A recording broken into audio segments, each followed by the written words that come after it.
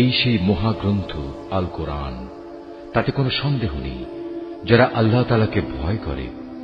এই কিতাব কেবল তাদের জন্যই পথ প্রদর্শক, যারা না দেখে আল্লাহ তাআলাকে বিশ্বাস করে, যারা নামাজ প্রতিষ্ঠা করে।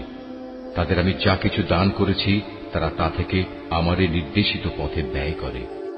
যারা তোমার উপর যা কিছু নাজিল করা হয়েছে তার উপর ঈমান আনে তোমার আগে নবীদের উপর যা কিছু নাজিল করা হয়েছে তার উপর। সর্বোপরি তারা পরকালের উপরও দৃঢ় বিশ্বাস রাখে। সত্যিকার অর্থে এই লোকগুলোই তাদের মালিকের দেখানো সঠিক পথের উপর রয়েছে এবং এরাই হচ্ছে সফলকাম। যারা এই বিষয়গুলো অস্বীকার করে তাদের তুমি পরকালের কথা বলে সাবধান করো আর না করো, কার্যত উভয়টাই তাদের জন্য সমান কথা। এরা কখনো ঈমান আনবে না। ক্রমাগত কুফরি করার কারণে আল্লাহ তাআলা তাদের মন, মগজ ও শ্রবণ শক্তির উপর মোহর মেরে দিয়েছেন। এদের দৃষ্টিশক্তির উপরও এক ধরনের আবরণ পড়ে আছে। যারা এ ধরনের লোক তাদের জন্য পরকালের কষ্টদায়ক শাস্তি রয়েছে।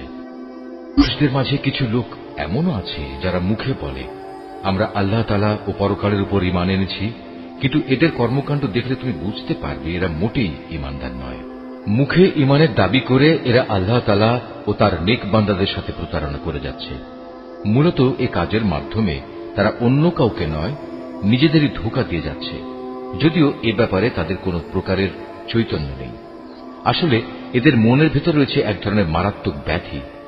প্রতারণার কারণে আল্লাহ তাআলা এদের সে ব্যাধি বাড়িয়ে দিয়েছেন। তাদের জন্য রয়েছে আল্লাহ তাআলার পক্ষ থেকে পীড়াদায়ক আযাব, কেননা তারা মিথ্যা বলছিল। তাদের যখন বলা হয় তোমরা এই শান্তিপূর্ণ জমিনে অশান্তি ও বিপর্যয় সৃষ্টি করো না, তখন তারা বলে না, আমরাই তো হচ্ছি বরং সংশোধনকারী। অথচ এরাই হচ্ছে জমিনে যাবতীয় বিপর্যয় সৃষ্টিকারী, যদিও তারা এ ব্যাপারে কোনো চৈতন্য রাখে না।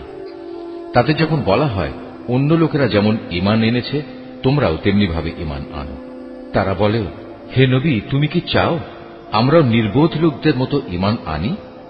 আসলে নির্বোধ তো হচ্ছে এরা নিজেরাই, যদিও তারা এই কথাটা জানে না।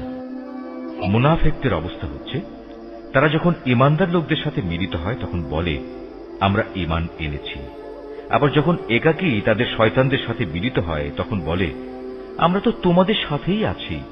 ঈমানের কথা বলে ওদের সাথে আমরা ঠাট্টা করছি মাত্র। মূলত আল্লাহ তাআলাই তাদের সাথে ঠাট্টা করে যাচ্ছেন। আল্লাহ তাআলাই তাদের অবকাশ দিয়ে রেখেছেন।